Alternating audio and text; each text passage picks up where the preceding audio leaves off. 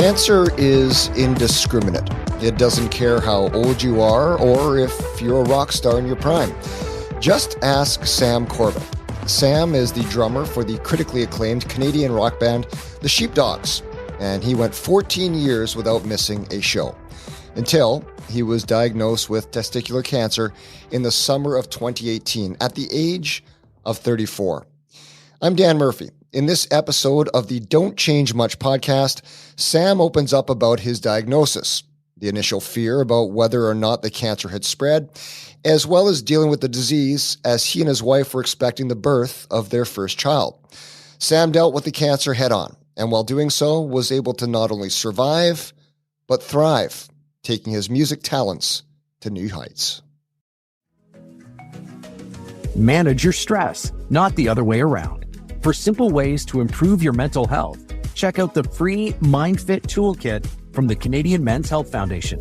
Complete a self-assessment, access virtual counseling, and learn more about how anxiety, stress, or depression might be impacting your health. Go to menshealthfoundation.ca and access the MindFit Toolkit to start improving your mental wellness today.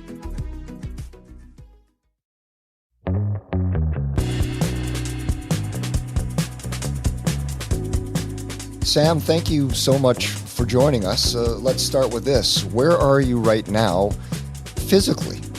Physically, I'm in Saskatoon right now. The sun is shining. It's pretty nice today. Okay, nice. Nice. Is the band going to be touring this summer? Yeah, well, last year we released an album as the Sheepdogs, and we played about 90 to 100 shows.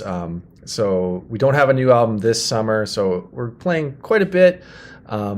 Not quite as much, probably have like 40-ish shows maybe this year, including one. I hear you're in the Vancouver area.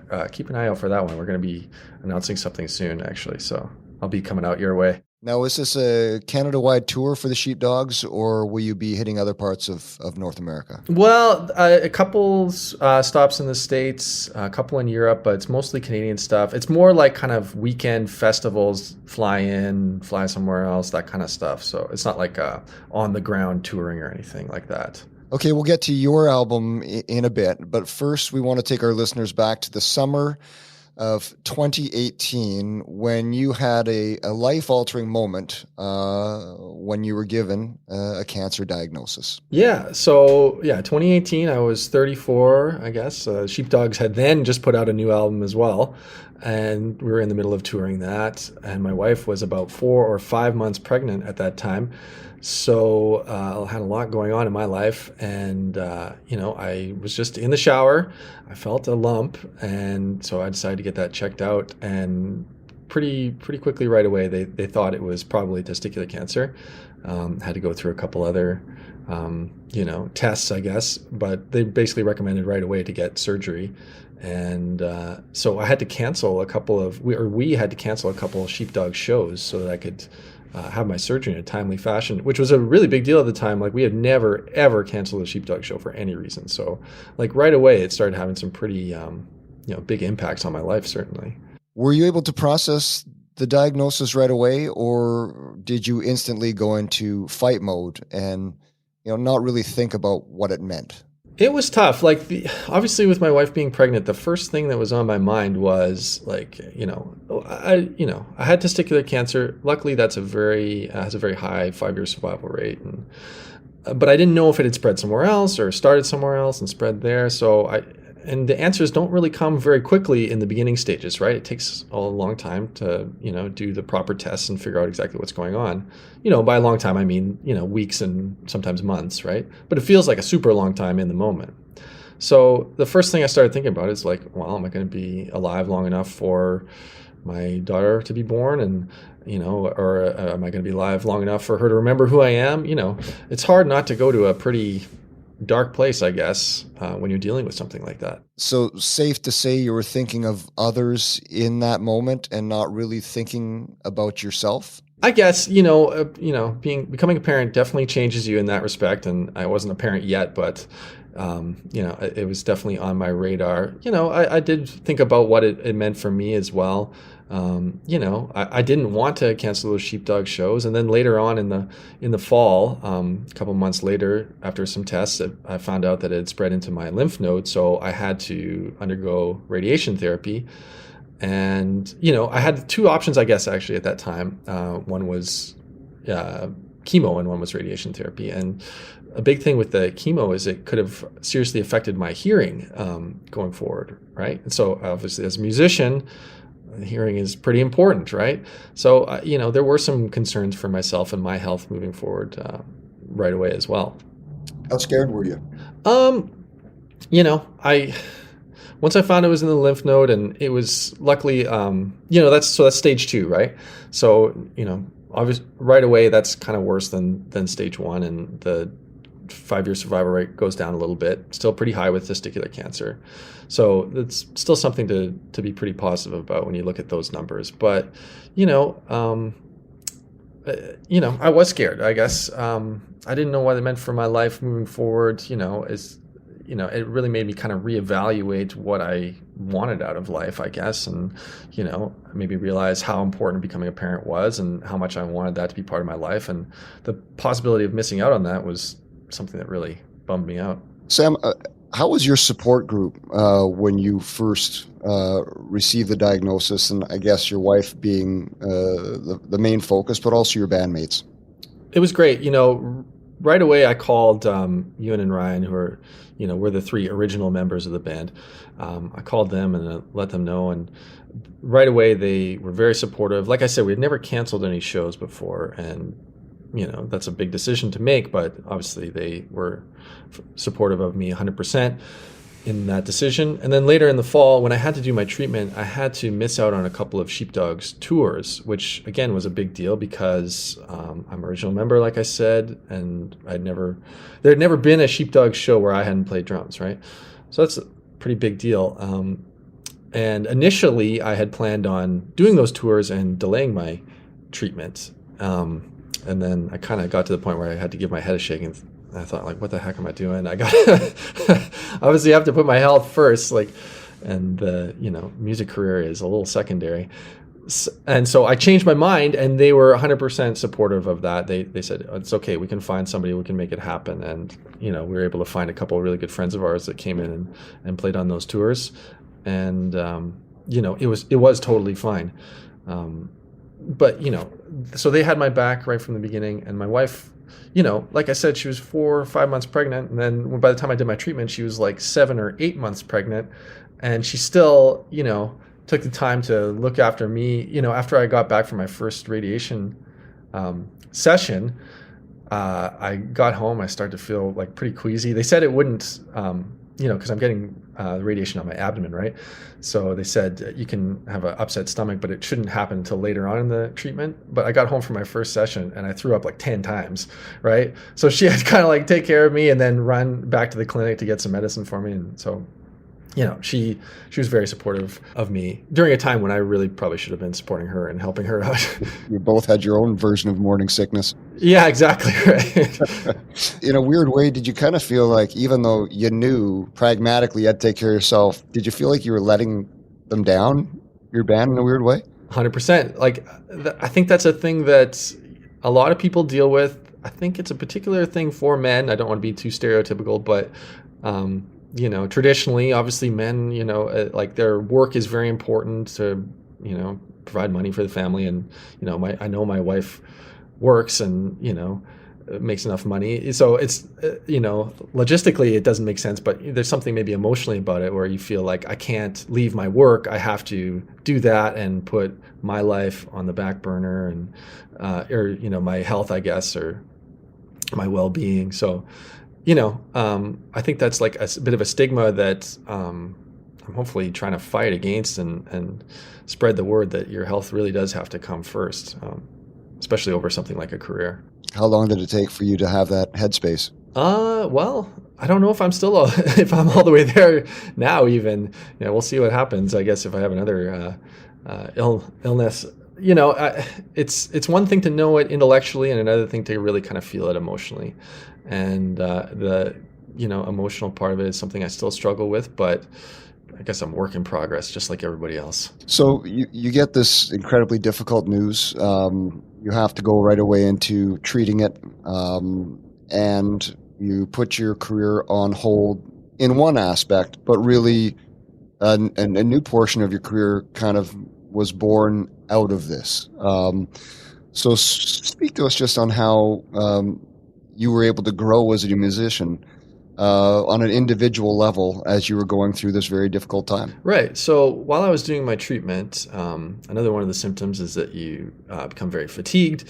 So the rest of the band was out playing, and I thought, well, I want to play too. So I would go and try and play the drums, but I'd play for about 15 minutes, and I'd have to have like a 2-hour nap. So I tried to find something that was a little bit less intense, I guess. And so I started playing the piano, which I'd played as a kid, but not very seriously as an adult. I started playing some songs that I knew, and it kind of morphed into writing some chord changes and melodies, and I didn't really know what that was. And it wasn't really until a couple of months later, when I was back on tour with the Sheepdogs, and I started writing some lyrics to those songs, that I realized that they were really about my cancer diagnosis and treatment. So it's not like I really set out to write an album about my process, but it just kind of happened like that. Did it begin kind of when you started playing piano? Was that just because you wanted to stay connected to music, or was it therapeutic, do you think? I think it was initially just to kind of maintain my connection to music, like you said. And it's interesting, the way I was writing the songs, like I was coming up with the music part first and the lyrics came later. But, when I was out writing chord changes on the piano, I would kind of just sing something along as a little placeholder. And then oftentimes that lyric oftentimes that lyric took on new meaning when I really thought about it. It was like, coming from some place in my subconscious, I guess, and it actually made sense in the context of my cancer diagnosis and treatment. And then when I kind of wrote the lyrics in full, it really did help me process what I was going through. Maybe in the same way that talking to a good friend or family member about it would. So I thought that was pretty interesting. The effect that writing something down or creating some art about what's going on in your life. I never really had that experience of like that therapeutic experience that you talked about personally, but I really did find it to be the case in this instance. What's the timeline then? So the radiation was about 4 months after the initial diagnosis. That's when you started playing the piano, and then the lyrics came how much later? Yeah. So radiation was in October of 2018. My daughter was born December 2018, and then we went on this long tour kind of in February, March, April, and May of 2019. And it was kind of at that time that I found myself with a little bit of extra time on the road and was writing those lyrics. And it wasn't until I wrote those lyrics that I kind of realized, like, I may have something that I actually want to record and release. I've been in the Sheepdogs for almost 20 years now, but I'm not the songwriter in that band. Our lead singer, Ewan, writes almost all the songs.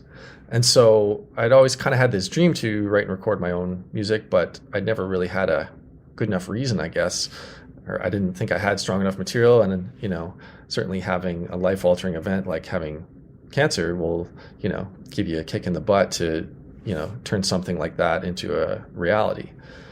So, yeah, I kind of had the songs written by the end of 2019, certainly, and then started recording them in 2020. Obviously, pandemic happens, and then the Sheepdogs got busy with, we released a couple albums, got to go on tour, trying to make some vinyl, and that takes like 6 to 12 months nowadays. So, it's definitely a long process. It's kind of, it feels like a long time ago when I was first diagnosed, but, that was 2018.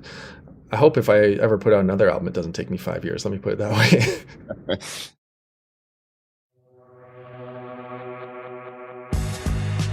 I want to get to just the residual effects of how you're feeling physically, but once you first realized that some of your lyrics were about your journey and you might have something here, then did the songwriting process go from there where you're like, I want to speak more about what's happened to myself? or did that just come naturally?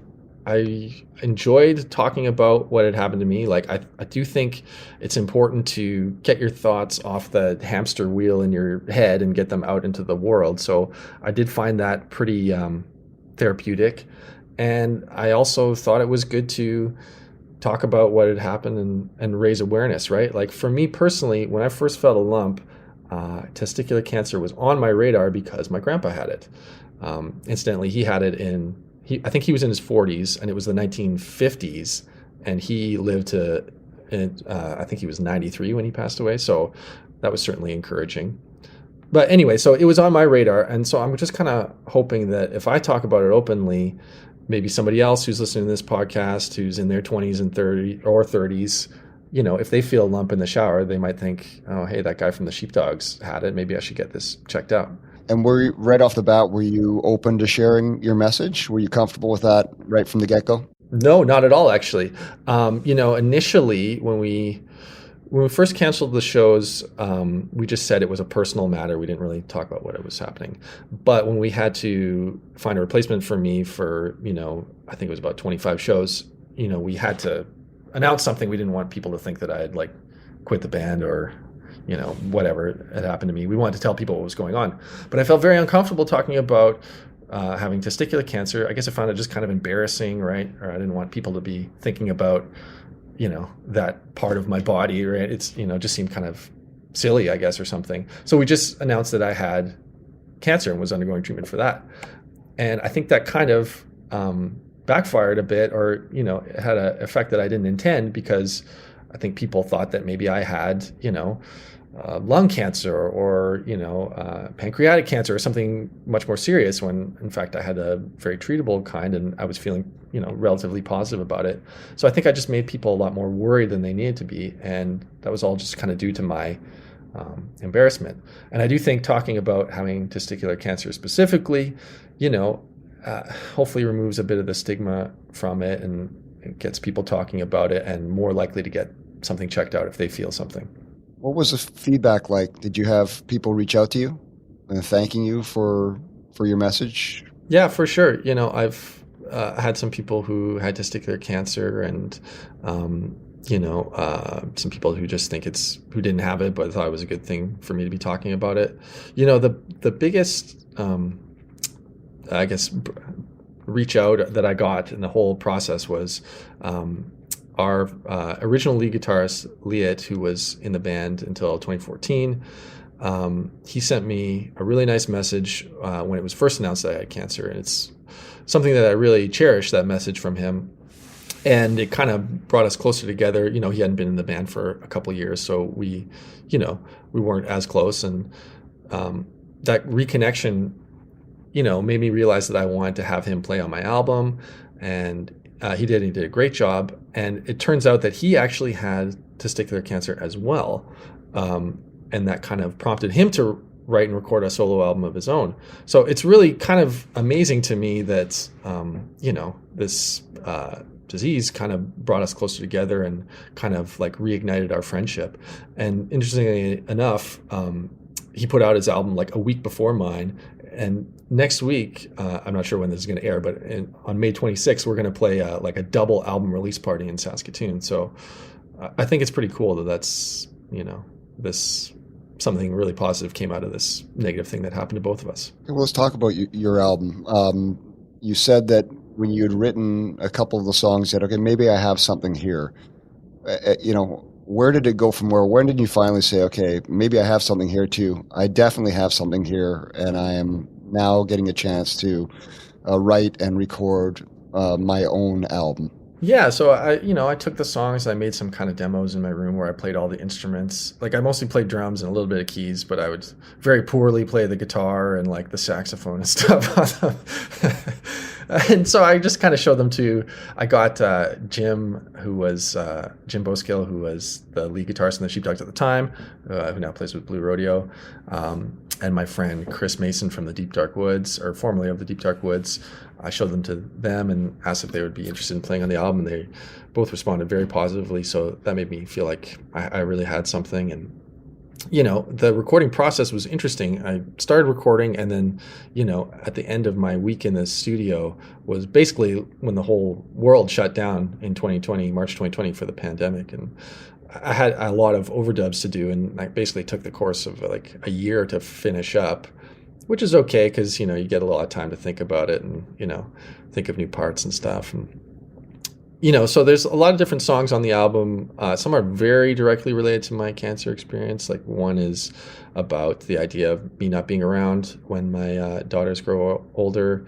I have one song that's like a 5-part medley that kind of roughly covers the 5 stages of, grief, or in my case, finding out about my diagnosis. Kind of starts with a song that's like about shock and disbelief, anger, that type of thing. And it ends in a place of, more acceptance, I guess, and looking forward and wondering what the future might bring. And then there's other songs that are kind of like, I guess, more indirectly related to my experience. Like, I've made a lot of lifestyle changes since my diagnosis and treatment, one of which is I've gotten pretty into meditating, and one of the songs is like about that, I guess. So it's had a lot of different effects on my life, and certainly that manifested in a lot of different types of songs on the album. Well, talk about the lifestyle changes. In addition to the meditation, has there been any other exercise, nutrition, diet? Yeah. All the above, the traditional I was going to say rock star. I don't really consider myself a rock star. The traditional rock and roll lifestyle is not a healthy one, obviously. And that's definitely been a part of my life for sure. I was already kind of leaning towards, being a little bit more healthy, what with having a kid on the way and that kind of stuff. But it's something I've just leaned a lot more heavily into. And, so meditation is a big part of that. Diet, exercise, that kind of stuff. I was already kind of interested in, but became a lot more interested in. I've definitely, this might not be right for everybody, but for me personally, I've definitely cut back on my drinking a lot. And it's actually interesting. There's a lot of great non-alcoholic beers these days, especially compared to, 5 or 10 years ago. So I'll often, just drink those instead. We'll get those on the rider, and, I'll have one or two before the show and one during the show and then one after the show. And I don't know, I kind of feel like I'm having a beer still, I guess. I still get to have the excitement of the show, and I'll often like go out with everybody else to the bar and just order non-alcoholic beers. Although I must say they're sometimes as expensive or even more expensive than regular beers, which is a bit of a, piss off, I guess. A really big thing for me, though, the biggest change that's happened for me, and this is kind of since my daughters are born and since I finished my treatment and stuff, is really focusing on my sleep. I kind of realized that I'd gone a long time with not getting enough sleep. And I think that really affects your health in a lot of ways. I guess that's sort of what studies are showing. I read somewhere that, or maybe I heard it on a podcast, that, if you get like 4 or less hours of sleep, there's a certain type of, I don't know if it's a red blood cell or something in your body that fights cancer. If you get 4 hours of sleep or less, the next day you have half the amount of that cell or whatever it is.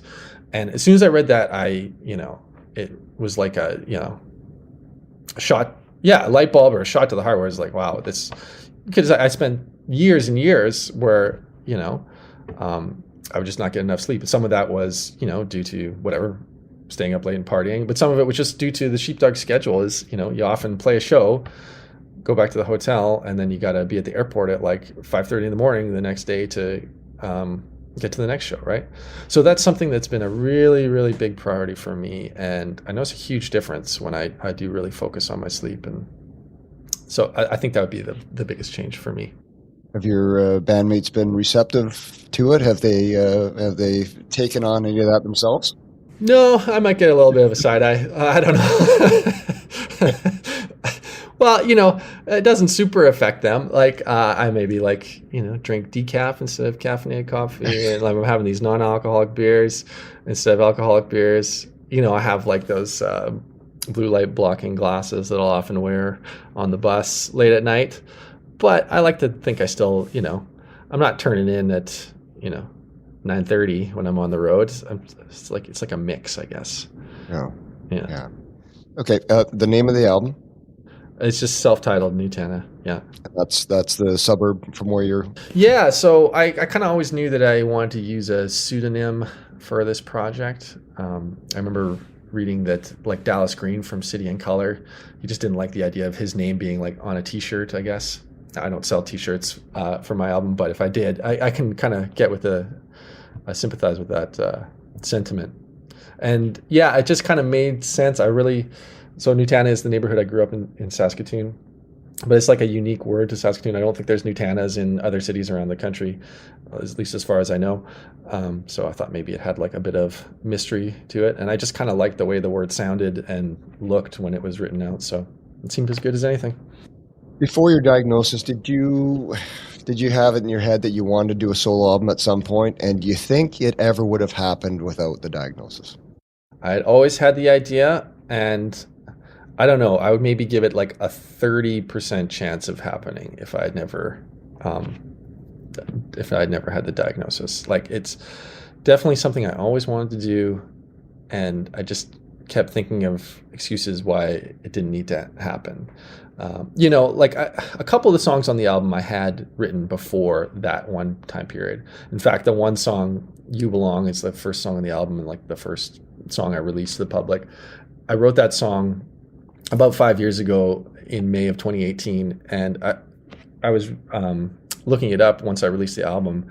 So I found the old voice memo on my phone of when I first came up with the idea, and it was like 3 weeks before I first got my diagnosis. So it's interesting, at least for me, to think about how I wrote that song when it was, the cancer was like in my body, but I didn't know about it yet.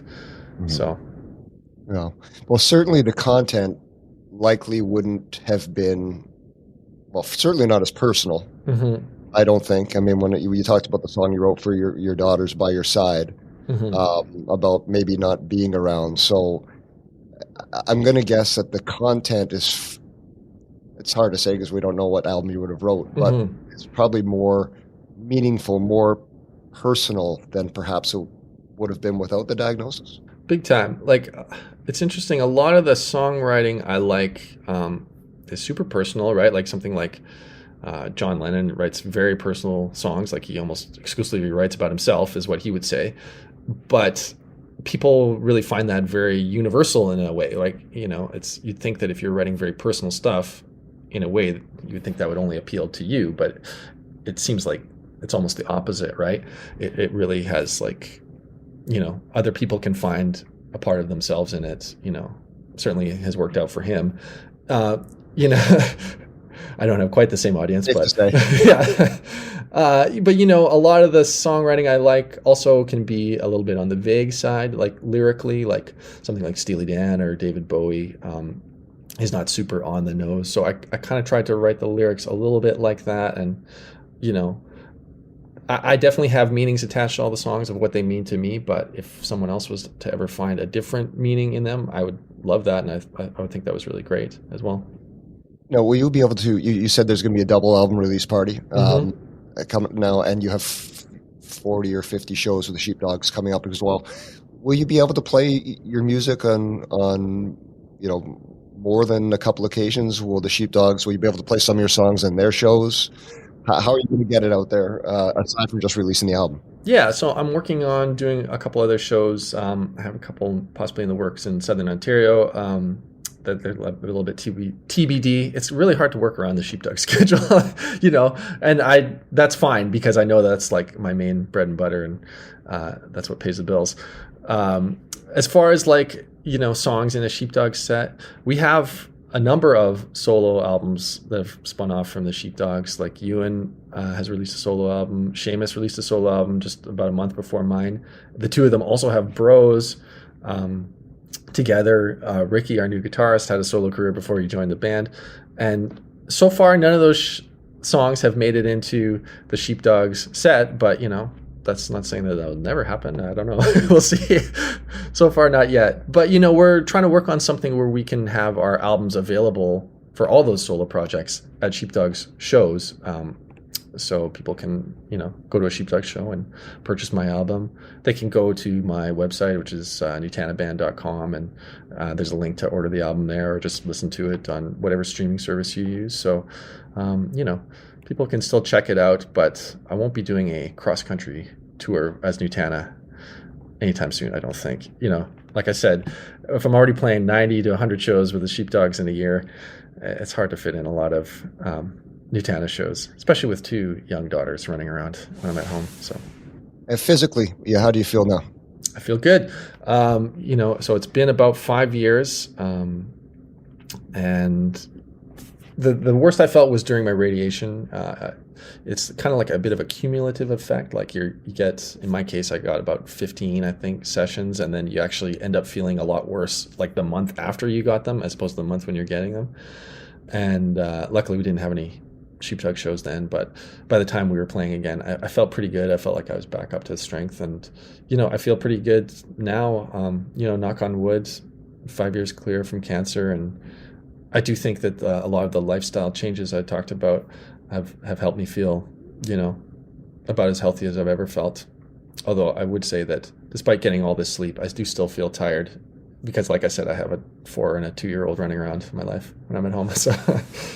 No one's going to, wish for a cancer diagnosis, obviously, or a life moment like that. But you've already mentioned how it probably made you a better musician, more creative. What about as a husband, as a father? How has it impacted that? Yeah, I think it's funny. Like you said, it's not exactly like a positive thing, but as long as I continue to live a cancer-free life, I do kind of see it as a bit of a positive. It's given me a lot of life perspective and kind of made me reorganize my priorities. It made me realize how important family is to me, and at the same time how much I love and enjoy playing music as my living. So. I don't know, it makes you feel more fortunate, I guess. So I think that attitude adjustment can definitely affect the way I am as a father, husband, bandmate, friend. But I also have to say that I do think the lifestyle changes, particularly getting more sleep and meditating, that really kind of changes your disposition. At least it has for me. I just feel like a lot more patient, I guess. Maybe that's because I have kids. But and that really helps me navigate my relationships with, the people in my life, but also kind of total strangers as well. Maybe I'm a little bit more patient when we're checking into a hotel or something like that. I don't know. I hope I am. You knew your family history. So what would you say to guys that are listening to this that are in their 20s, in their 30s, maybe in their 40s, about knowing family history, and what message just about being proactive in taking care of yourself physically? Yeah, it really doesn't hurt to get something checked out. Like since I had testicular cancer a couple years ago, there was another time where I thought I felt something a little unusual, and I thought, well, I gotta get this checked out, and I went, and it was nothing, and that was it. So it's really not very hard to go get yourself checked out. So there's really no downside to doing it.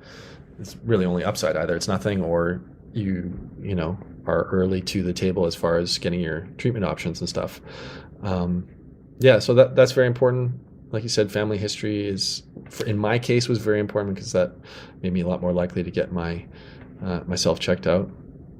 Yeah, I don't know. Put your health first, because everything else is going to go. If you don't put your health as a top priority, everything else is going to go away, right? Like I wouldn't have a music career if I wasn't a healthy, individual and able to play these, 2-hour Sheepdog shows on the drums, right? Like, so that's why I have to make health a priority for myself. Mm-hmm.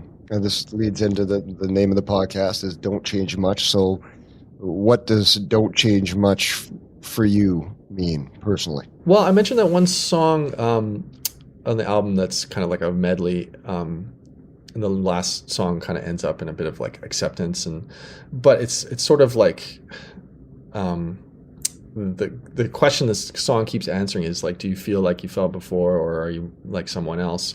And, it's something I've thought a lot about.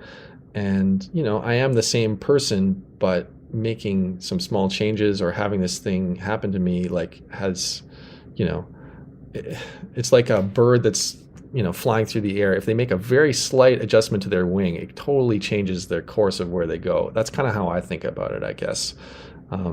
So you don't change much. Like, you don't necessarily have to change that much to have, effect on your life. And, maybe it doesn't feel like it after a week, but I think it probably would after 5 years.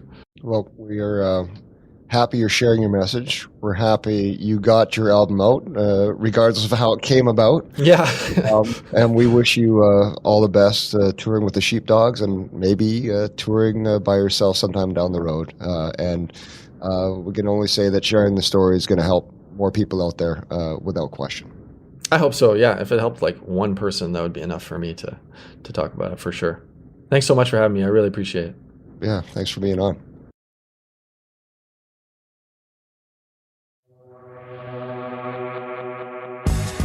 Thank you so much for listening. Please visit menshealthfoundation.ca to find out more information on testicular cancer, including how to self-test, resources, and articles. And if you haven't already, click the follow button to join us every month for a new episode of the Don't Change Much podcast.